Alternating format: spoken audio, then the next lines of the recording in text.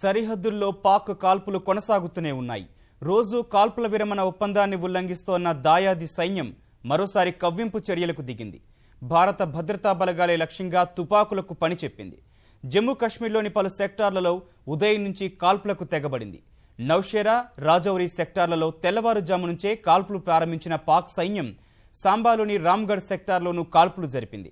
ఆర్ఎస్పురా జిల్లాలోని అర్నియా సెక్టార్లోనూ పాక్ రేంజర్లు విచక్షణారహిత కాల్పులకు దిగారు.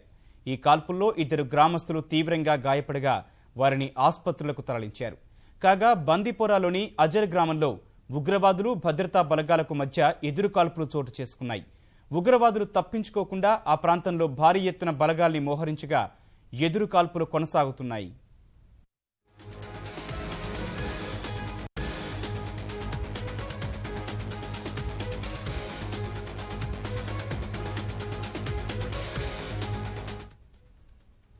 సరిహద్దుల్లో పాక్ కాల్పులు కొనసాగుతూనే ఉన్నాయి. రోజు కాల్పుల విరమణ ఒప్పందాన్ని ఉల్లంఘిస్తోన్న దాయాది సైన్యం మరోసారి కవ్వింపు చర్యలకు దిగింది. భారత భద్రతా బలగాలే లక్ష్యంగా తుపాకులకు పని చెప్పింది. జమ్మూ కాశ్మీర్లోని పలు సెక్టార్లలో ఉదయం నుంచి కాల్పులకు తెగబడింది. నౌషేరా, రాజౌరి సెక్టార్లలో తెల్లవారుజాము నుంచే కాల్పులు ప్రారంభించిన పాక్ సైన్యం సాంబాలోని రామ్గఢ్ సెక్టార్లోనూ కాల్పులు జరిపింది. ఆర్ఎస్పురా జిల్లాలోని అర్నియా సెక్టార్లోనూ పాక్ రేంజర్లు విచక్షణారహిత కాల్పులకు దిగారు.